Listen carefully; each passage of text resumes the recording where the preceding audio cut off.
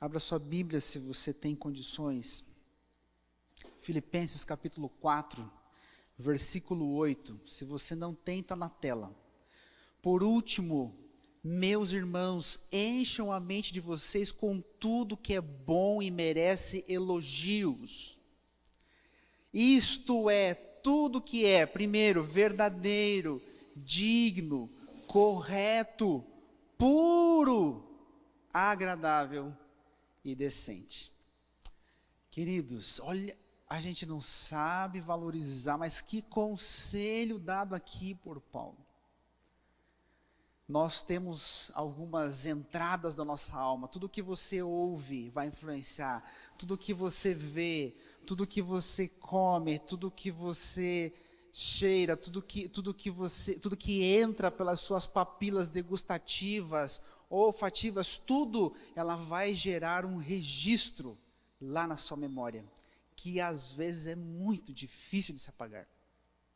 Tome cuidado com o que você vê, é isso que Paulo está falando. Tome cuidado com o que você fala, tome cuidado com o que você ouve, tome cuidado com o que você come, o que você bebe, o que você coloca pelas entradas da sua alma.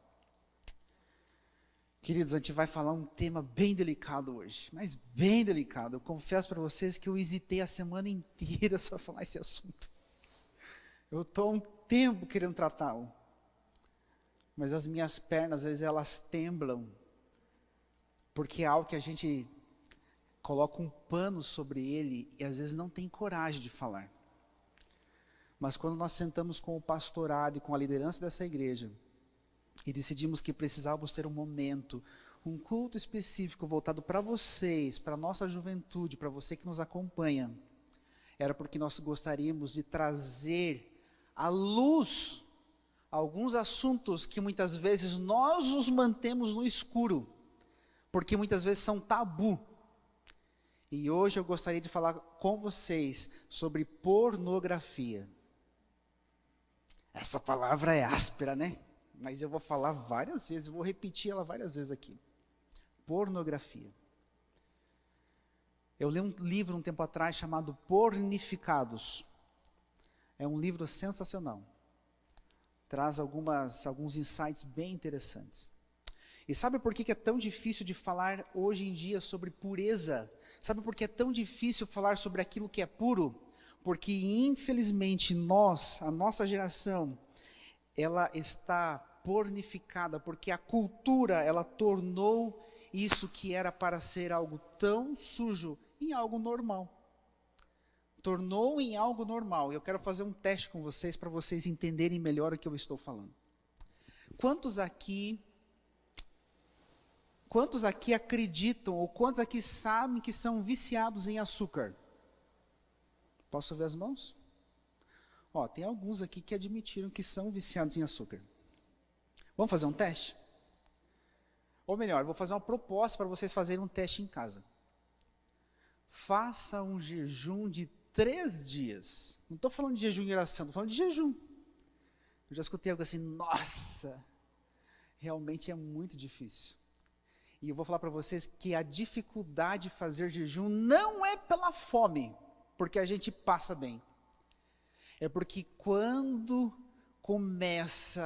passam-se as primeiras horas, os primeiros 3 dias, gente, é terrível. Os primeiros 3 dias são terríveis. Sabe por quê? Porque nós começamos a sofrer de algo que é chamado de abstinência. Passou os 3 dias, vai de boa. Eu comecei um processo, já comentei com vocês algumas vezes, há mais de 1 ano, de uma reeducação. E uma das coisas que eu fiz foi esse jejum. As minhas pernas, elas tremiam. Os meus braços, eu sentia uma moleza, eu falava, eu não vou aguentar, eu estou sem energias. E eu liguei, e falei assim, conversei com a minha nutricionista, e falei, eu não estou aguentando, eu vou desmaiar. Ela falou, não, pode ficar tranquilo, você vai sobreviver. Você está sofrendo, não é de fome, não é de falta de energia, você tem muita energia estocada para queimar. Você está sofrendo de abstinência de açúcar. Sabe por quê? Porque a indústria alimentícia ela é muito suja, e eu era desse meio. Não existe um produto alimentício hoje que não contém açúcar, porque o açúcar ele é viciante. Todos nós somos viciados. Talvez fale assim, mas eu uso adoçante no meu café, mas eu não como bolos, tortas. Eu não sou chegado nessas coisas, pastor, mas todos nós somos sim, porque nós comemos supostamente o açúcar brando, aquele que está escondido, e isso nos torna viciados. Os primeiros dias coisas que eu nem tinha o hábito de comer com frequência, eu só pensava naquilo, uma torta, uma nega maluca, porque a gente está sofrendo de abstinência. Sabe como que a gente sabe se realmente nós estamos viciados? Sabe quando nós percebemos isso? Quando a gente faz alguns testes. Há um tempo atrás, eu e minha esposa fomos fazer teologia na Bolívia, porque queríamos ser missionários nesse país. Ficamos 3 anos. E alguém falou assim, pastor, aliás, não me chamavam de pastor, eu não era pastor na época. Vou te ensinar uma dica, vou te dar uma dica aqui para você aprender rápido. Porque eu já falava espanhol, mas eu tinha uma dificuldade, porque o sotaque deles era diferente. E a minha filha assim, olha, em semanas ela pegou o sotaque, ela falava perfeitamente. Comece a assistir filmes, ouvir músicas.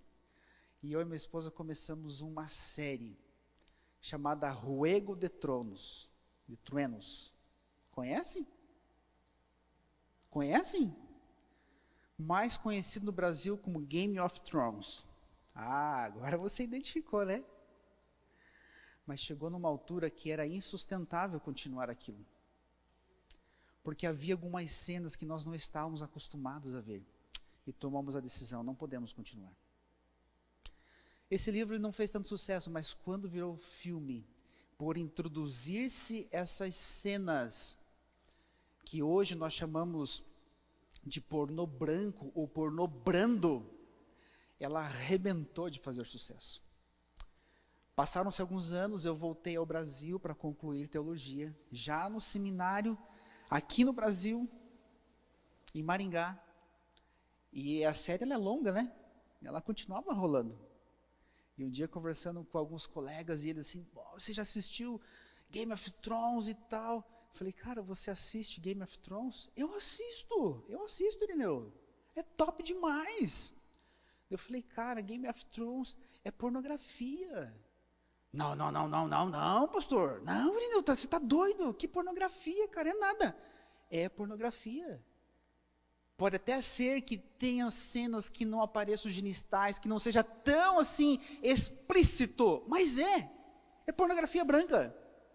Não, você está exagerando. Eu falei, você é viciado em pornografia. Por isso você faz uso. Não sou. Eu falei, fale a verdade, me confesse, você é viciado em pornografia. Fala, confesse, eu sei que você é. Às vezes eu assisto alguns filmes. Mas ele afirmava com tanta convicção, essas cenas, elas não me impactam. E era por isso que eu falava, se não tem impacto, é porque você já é viciado. Você já é habituado. A gente come açúcar e fala assim, não sou viciado, porque a gente está habituado. O nosso corpo, ele se acostuma. Mas quando você faz um jejum, os níveis de açúcares, eles se nivelam. E você deixa. E olha, eu fiquei quase uma semana de jejum. E é interessante, você pega uma latinha de refrigerante, um suco que seja, quando você coloca o açúcar, ele desce queimando a sua garganta. É totalmente perceptível, porque as suas papilas degustativas, os seus sensores, eles passaram por um processo de purificação e agora eles estão nivelados como deveriam estar. E você fala assim, nossa, como é doce esse refri! Mas quando a gente está habituado, ele não parece tão doce. Quando nós estamos viciados, quando nós estamos acostumados com essas cenas brancas, de pornografia branca, nós nos acostumamos e nos tornamos viciados também, que já não faz tanta diferença. Eu vou usar um exemplo para vocês. Combinei com meu amigo Eric. Vem cá, Eric. O Eric vai me ajudar a ilustrar um negócio aqui só para vocês terem ideia de mais ou menos como acontece. Um belo dia você está assistindo um filme.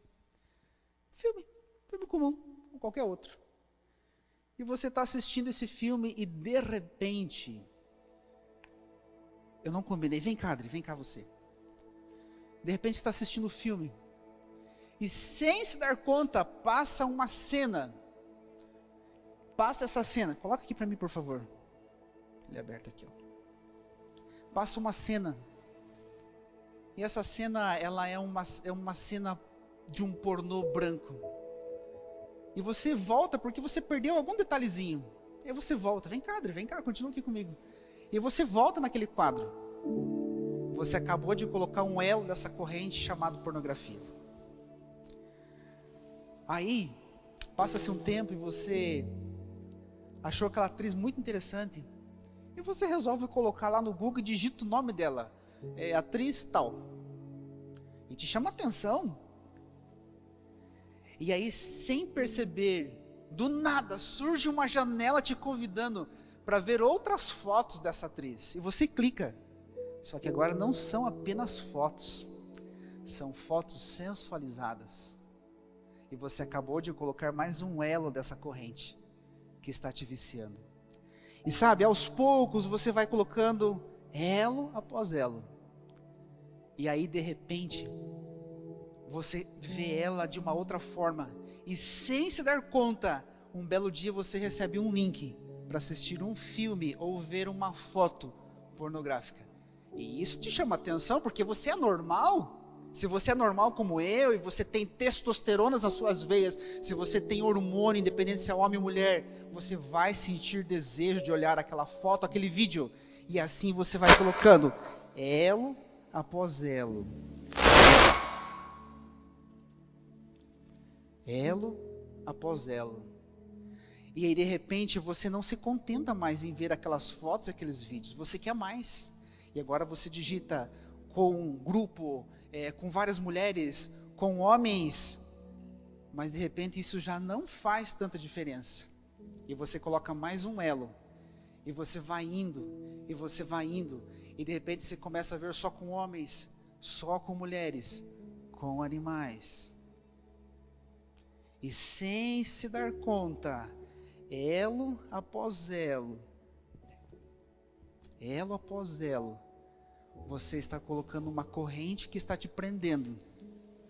E você nem viu quando, você nem consegue lembrar como isso começou. E à medida que você coloca esses elos, vai chegar um momento em que você não conseguirá mais sair dessa corrente. Eu vou pegar um último elo.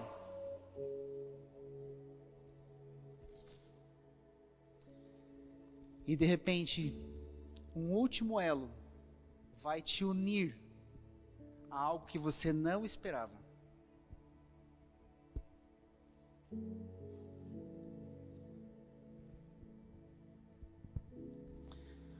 Quando você menos espera,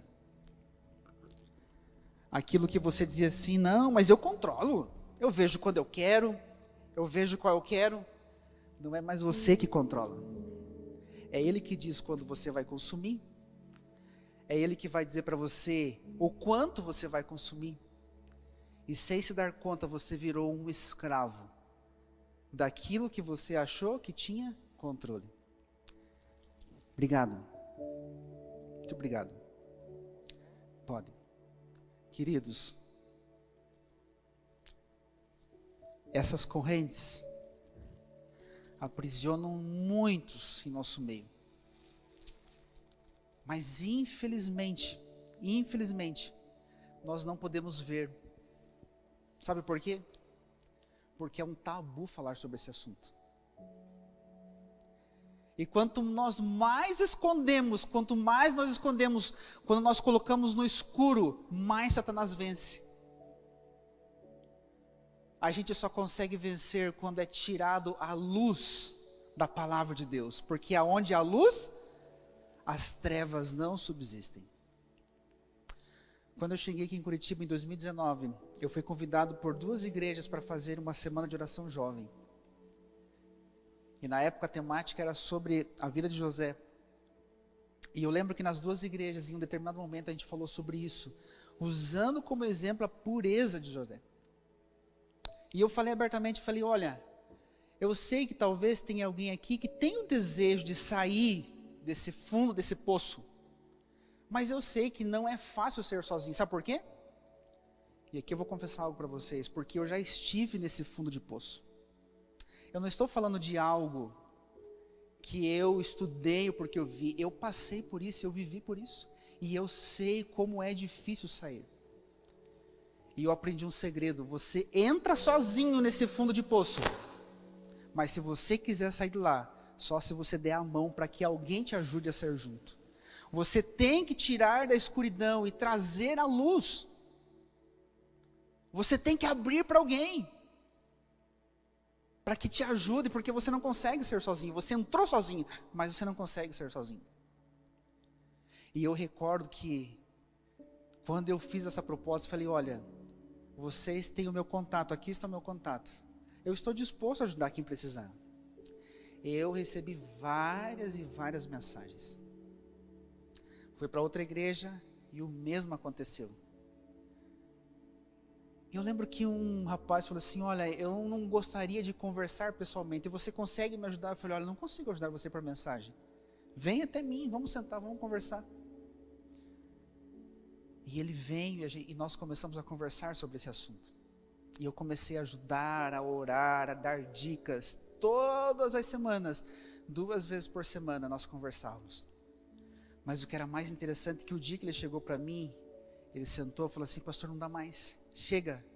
Eu vim aqui, mas eu mudei de ideia, eu vim para dizer para você que eu não quero mais, eu estou saindo da igreja. Eu não sou digno de botar os pés na igreja. Eu sou um pecador, eu sou homossexual, pastor. Só que eu já tinha conversado muito com ele por mensagens. E uma das coisas que ele tinha falado para mim é que ele tinha um sonho de ser pai, de ter uma família, de ter filhos. Eu falei, mas você escreveu, você falou para mim que o teu sonho era ter filhos, era ter uma família. Você não é homossexual. Conte para mim como tudo começou. E essa história que nós acabamos de ensinar, ele falou assim, olha pastor, um dia, sem querer, eu estava navegando e eu recebi uma mensagem assim, dessas que você recebe tipo spam, e eu entrei e eu vi uma cena explícita de homens com homens, e eu assisti aquela, e aquela me levou a outra, e a outra, e a outra, e só aquilo me excitava. Eu procurava homens pela cidade. E nós começamos a tratar isso, e conversar e trazer a público. E eu tenho alegria para dizer para vocês que hoje, depois de quase 3 anos que eu estou aqui, ele é casado e tem filhos e vive feliz, porque Cristo o libertou. Queridos, há um texto, e esse texto ele é maravilhoso. Pode pôr o último texto para mim, por favor, Paulo. Ele está no livro de João, capítulo 8. Último texto, João 8. Eu já estou terminando. Esse texto ele ilustra bem algumas coisas. João 8, versículo 3 diz assim, e aí alguns mestres da lei e fariseus levaram a Jesus uma mulher que tinha sido apanhada em adultério e a obrigaram a ficar de pé no meio de todos. Versículo 4, eles disseram, mestre, essa mulher foi apanhada no ato do adultério. Versículo 5, de acordo com a lei que Moisés nos deu, as mulheres adúlteras devem ser mortas a pedradas, mas o Senhor, o que é que diz sobre isso? Eles fizeram essa pergunta para conseguir uma prova contra Jesus, pois queriam acusá-lo, mas ele se abaixou e começou a escrever no chão com o seu dedo. Como eles continuaram a fazer a mesma pergunta, Jesus endireitou o corpo e disse a eles, quem de vocês, sem pecado, que seja o primeiro a tirar uma pedra nessa mulher? Versículo 8, depois abaixou-se outra vez e continuou a escrever no chão. Quando ouviram isso, todos foram embora, um por um, começando pelos mais velhos. Ficaram só Jesus e a mulher, e ela continuou ali de pé. Versículo 10, então Jesus endireitou o corpo e disse, mulher, onde estão aqueles? Não ficou ninguém para condenar você? Versículo 11, ninguém, Senhor, respondeu ela. Jesus disse: pois eu também não condeno você, vá e não peques mais. Sabe por que muitos às vezes não revelam? Sabe por que muitos não querem trazer a luz do dia? Porque talvez, como essa mulher, não querem se expor. Ninguém quer se expor. Eu não quero, ninguém, nenhum de nós quer ser exposto ao ridículo, à vergonha. Nenhum de nós. E talvez a atitude daquele moço ao conversar comigo, o fato dele querer sair, era por isso. Porque sabia que não condizia e não queria ser exposto. Mas sabe, essa história, muitas vezes, ela é usada para ilustrar a graça, a misericórdia de Jesus. Eu vejo algo a mais aqui nesse texto. Sabe o que eu vejo? Eu vejo empoderamento. O mesmo Jesus que escreve na poeira daquele espaço, ele se coloca em pé e pergunta: onde estão os teus acusadores? Não há mais nenhum. Quando ele diz: vá e não peques mais, não sou eu que estou dizendo, é o texto bíblico. Jesus está empoderando essa mulher. Vá e não peques mais, não é uma ordem, mas é um empoderamento. Vá, porque em meu nome, através do Espírito Santo, você não vai pecar mais. Eu lhe garanto, eu lhe darei forças, eu lhe concederei o Espírito Santo para você vencer esse mal e esse vício. Não peques mais. Vai, não peques mais. Queridos, não é a medicina, não é psicologia, não são medicamentos que serão capazes de arrancar essas correntes que prendem a muitos. Mas unicamente a cruz de Cristo, cravada um dia sobre a cruz, é capaz de remover essas correntes. O lugar onde Cristo morreu, o monte onde ele morreu, conhecido como Gólgota, vem do grego e ela significa, alguém sabe? Caveira. A cruz de Cristo foi cravada na caveira. Alguns dizem foi cravada sobre a morte, sim. Mas ela foi cravada, queridos, no nosso inconsciente. É unicamente a cruz de Cristo cravada no nosso consciente, nas nossas conexões neurais, que pode romper essas correntes e nos libertar para sempre, nos tornar novamente puros, limpos. E eu posso dizer hoje que o Senhor Jesus Cristo me limpou e me trouxe libertação, e Ele pode fazer o mesmo. Queridos, por incrível que pareça,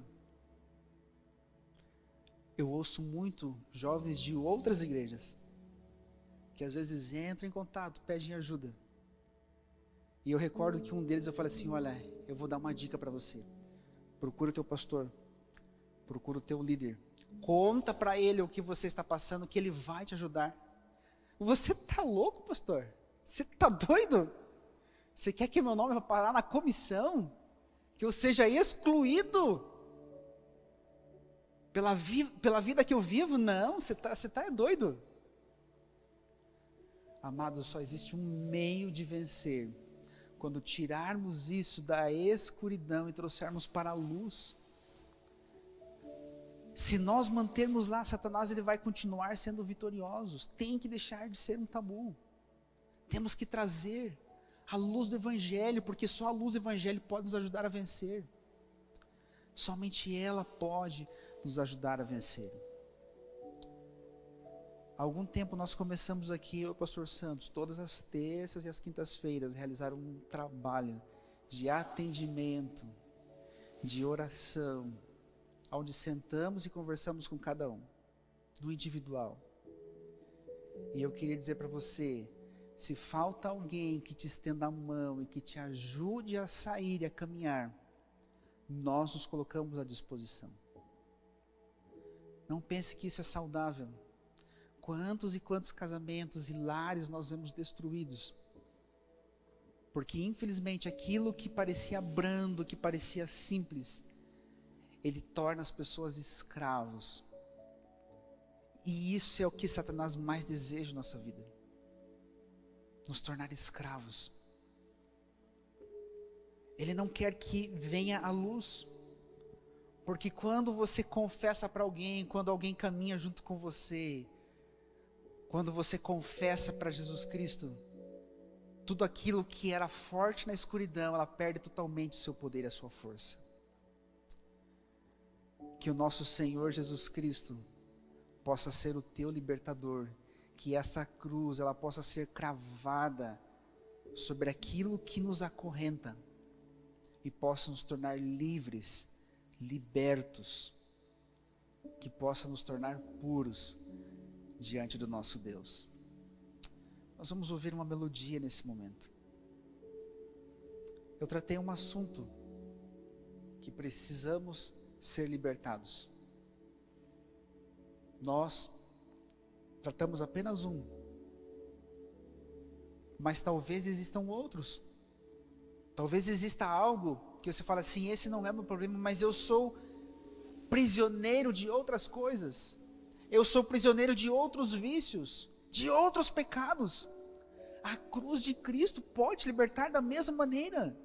Somente ela tem esse poder.